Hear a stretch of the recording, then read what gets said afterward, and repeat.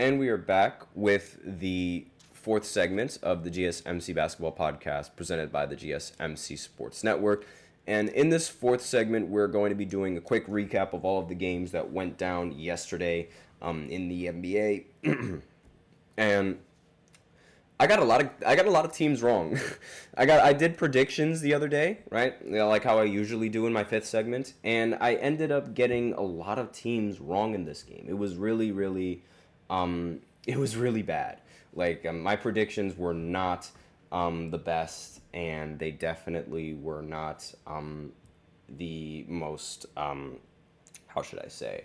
They were not my most accurate picks. Right? Like, this was one of those days where I was just really bad. I just got unlucky with a lot of these picks because a lot of these games ended up being rather unexpected. So, let's start with some of the games that I got right. So, I ended up picking the Cavs to win against the Lakers, and they ended up winning. And they won 134 to 110. I alluded to this before. The Cavs, they're starting their season 5-0. They are one of the very few teams left in the NBA now that have remained flawless. The only other team left is on the Western Conference in OKC. And they're the first team to accumulate 5 wins in this season. So all of that drama that we heard in the offseason, irrelevant now. Absolutely irrelevant. These guys are playing very well as a team. They're playing very well with Jared Allen, very well with Mitchell, pretty well with Garland, and really good with Evan Mobley. Mobley only played 19 minutes in this matchup and was able to accumulate 25 points, And how well did he shoot from the field? I actually have no idea. Let's see. He shot 12 for 16 from the field, super efficient. Donovan Mitchell, he ended the game with 24 points, 10 for 20 from the field, 4 of 10 from 3. Jared Allen ended with 20 points, 9 for 12. Karis LeVert off the bench came with 16 points, 6 of 8 from the field. Darius Garland, he didn't really play all that well in terms of scoring the ball, but he did end the game with 10 assists, which is pretty solid.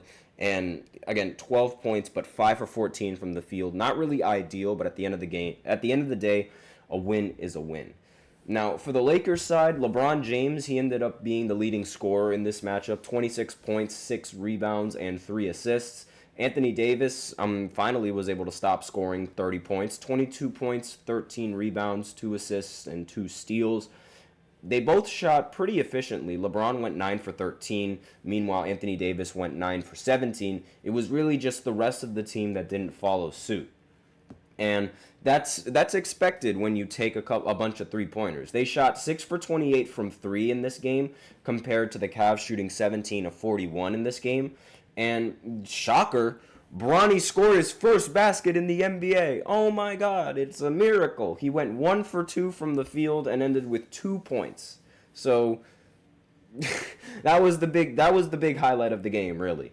And, I mean, the rest of the players, they did not really play nearly as efficient as you would like. Max Christie, 1 for 6. Austin Reeves, 2 for 6. Roy Hachimura, 4 for 6. And D'Angelo Russell, 2 for 7.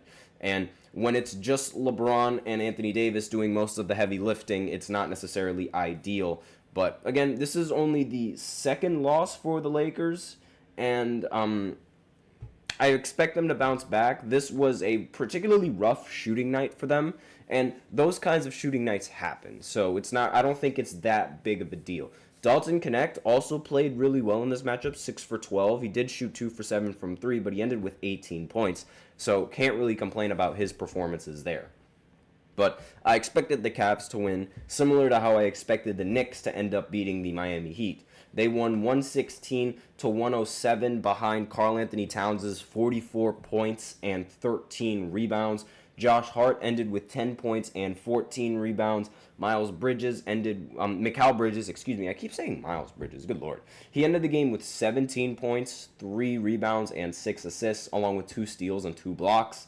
Jalen Brunson ended with 22 points, 9 assists, and OG ended with 11 points. Now, Jalen Brunson didn't shoot the ball all that efficiently, 6 for 18, but again, 22 points is 22 points. And when Karl Anthony Towns is scoring 44 points, it's really difficult to beat this team. So, the Miami Heat, on the Heat side, Tyler Hero ended up scoring 34 points in this matchup, 7 assists as well, along with 5 rebounds. Jimmy Butler only scored 15 points in this matchup, but he did go 6 of 9 from the field. and recorded 4 assists along with 4 rebounds and 2 steals. And let's see, Bam Adebayo, he did not really seem to be on one in this matchup. 3 for 7 from the field, 11 points. And Terry Rozier ended the game 5 for 14 with 16 points. Jamie Jaquez Jr. also did not really play well in this matchup. 8 points, 2 for 10 from the field. But I expected the Knicks to comfortably win this game. Now, this is sort of where basically all of my picks ended up being wrong. Now, I expected the Grizzlies to end up beating the Nets. Somehow the Nets ended up winning in this matchup, 119 to 106. Dennis Schroeder ended the game with 33 points. Cam Thomas ended with 19, and Cameron Johnson ended with 14. And really, the Grizzlies, they did not have, they did have Ja Morant, but Ja Morant did not really play as well as I thought he would. He went 5 for 16 from the field with 14 points, 1 of 6 from 3, and ended with 11 assists, which is pretty solid. Jaren Jackson Jr., he ended the game with 30 points and 4 rebounds. Zach Edey ended with 13 points and 2 rebounds in 18 minutes in this matchup. And again, I just expected the Grizzlies to end up coming out on top in this game, but they ultimately did not. Next is the one that actually shocked me the most. The 76ers ended up losing to the Detroit Pistons, the worst team in the entire NBA they ended up losing to. And why was that? Guess what? Joel Embiid did not play in this game. Neither did Paul George. I don't know what is going on with these two players. I don't know what's going on, particularly with Joel Embiid, because he was cleared for tonight. It was expected that he was going to make his debut in this game, but when I looked at this game and when I saw it live and when I saw the box scores, he did not suit up and he did not play in this game. I don't know what is going on, but this is clearly hurting the 76ers, and they're off to an extremely poor start because of Joel Embiid's lack of wanting to play. I don't understand why he doesn't want to play. I don't understand what's going on, what's the injury situation going on with these two players, but it's really a bad start for them. Tyrese Maxey, he ended the game with 32 points, but really that's the only bright spot that the 76ers team has. And Jared McCain, the rookie for the that they just acquired in the draft, 3 for 9, ended with 12 points. And Caleb Martin, he ended the game 2 for 10. Really, this is just absolutely pitiful. And the fact that the 76ers don't have Joel Embiid or Paul George is a big reason why they ended up losing. Cade Cunningham, he ended with 22 points. Tobias Harris ended the game with 18 points and 14 rebounds. Jaden Ivey, ended the game with 23 points, 3 rebounds, and 3 assists. And really just, I did not expect this team to win at all. The Warriors, they ended up beating the Pelicans again. It was rather stubborn for me to pick the Pelicans, especially after they lost to the Warriors previously. And you could argue that the rest of the team, the rest of the team played pretty solid. But Zion and Brandon Ingram did not score the ball as efficiently as they did in the previous matchup. In fact, Zion ended with 12 points, 12 rebounds. Brandon Ingram with 14 points, 6 assists, along with 5 rebounds. And Zion shot 5 for 20 from the field, which was incredibly inefficient. And the Warriors, on the other hand, they just kept being the Warriors. Buddy Hield, he ended up scoring 21 points. And Draymond Green ended up scoring 14. Again, Steph Curry was not playing in this matchup, and neither was Andrew Wiggins, and they still were able to come out on top. This is a problem for the Pelicans, and this spells only good news for the Warriors, because it's like now they don't even have their 2 best players, and they're still winning games. It does not make any sense how this is happening, but I digress. Next, the Celtics, they ended up losing to the Pacers in overtime, and the score was really, really close. The Pacers ended up winning 135 to 132. Pascal Siakam ended up scoring 29 points with 11 rebounds. Halliburton ended with 17 points and 12 assists.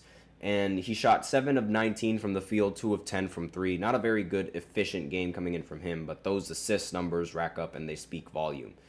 And for the Celtics side, Jason Tatum ended the game with 37 points, 8 rebounds, 4 assists, along with 4 steals. Jaylen Brown ended with 25 points, 5 assists, and 6 rebounds, and Derek White ended with 23 points.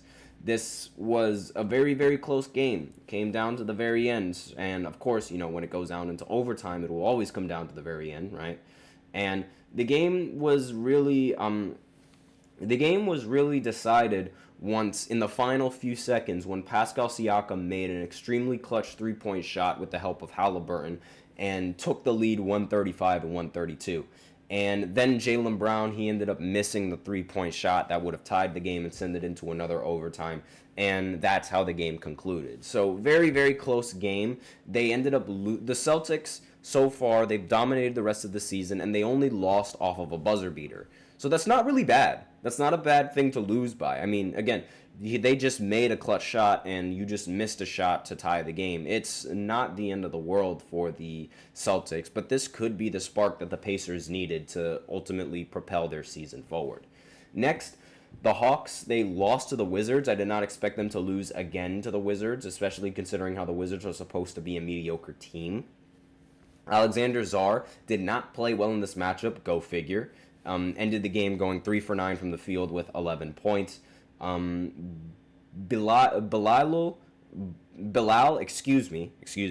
Koulibaly, messed up the last name, I guarantee you. 27 points, 11 for 14 from the field, 3 for 5 from 3. Jordan Poole, 6 for 17 from the field, 24 points. Jonas Valanciunas, 8 for 10, 22 points. And really, I mean, like the Hawks, Trae Young played phenomenally in this matchup, 35 points, 15 assists. He did shoot 12 for 28 from the field, which is not ideal, 4 for 13 from 3. But the rest of the team didn't really help him much either. Zachary Rasacher did play pretty solid. He ended with 17 points, 7 for 15 from the field. And Jalen Johnson ended the game with 21 points on 21 shots, 1 for 5 from 3. And I didn't expect the Hawks to lose in this matchup, but they did. They lost to the Wizards twice. It really goes to show you just where the Hawks are in this regular season. The Hornets, they ended up winning against the Raptors as I really expected. I mean, I firmly believed in LaMelo Ball, even though he wasn't the big reason why they ended up winning in this matchup. He did score 19 points and accumulated 6 assists, however. Trey Mann, he ended the game with 27 points, 10 for 19 from the field. Cody Martin ended the game 9 for 11 from the field with 25 points. And Nick Richards ended the game 10 for 14 along with 24 points. Now, from the Raptors, obviously Scotty Barnes was not playing all that well. Grady Dick was the best player on the team, 30 points, go figure. Ended the game 11 for 17 from the field. RJ Barrett off of the bench surprisingly ended up scoring. Actually, no, he did not come off the bench in this matchup. Excuse me. He ended up scoring 31 points, 10 for 18 from the field. Jacob Poeltl, he ended the game with 20 points, 10 for 14 from the field. So the Raptors, they played pretty solid, but, they just weren't enough for the Hornets.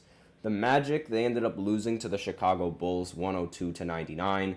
And Kobe White, 21 points. Zach LaVine ended with a double-double, 11 points and 10 rebounds. Vucevic ended with 18 points and 14 rebounds. And Josh Giddey ended with 20 points and 11 rebounds. So 2 players in the starting lineup ended with double-doubles. And this was not a very solid matchup from the team for the Orlando Magic. Paolo Banchero, he did have a very huge game, 31 points, 7 rebounds, and 4 assists, as I suspected, but it just wasn't enough for the Chicago Bulls going on tonight. They only made 11 threes out of the 46 that they made, compared to the Bulls, who made 13 out of the 34 threes that they made, which was really the big deciding factor in this loss for them.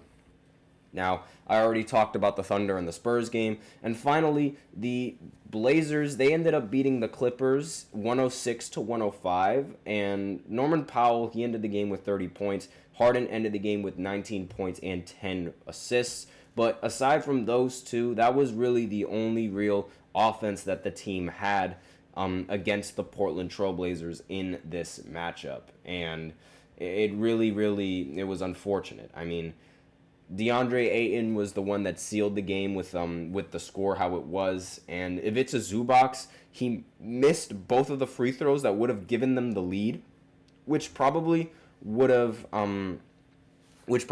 sent the game into a little bit either into an overtime or into the Clippers winning the game, because they did not end up hitting a shot after that and no one else did. But that was really what sort of messed them up, those missed free throws, and it was rather unexpected. Actually, no, not really unexpected because, again, Zubac isn't really that good of a free throw shooter.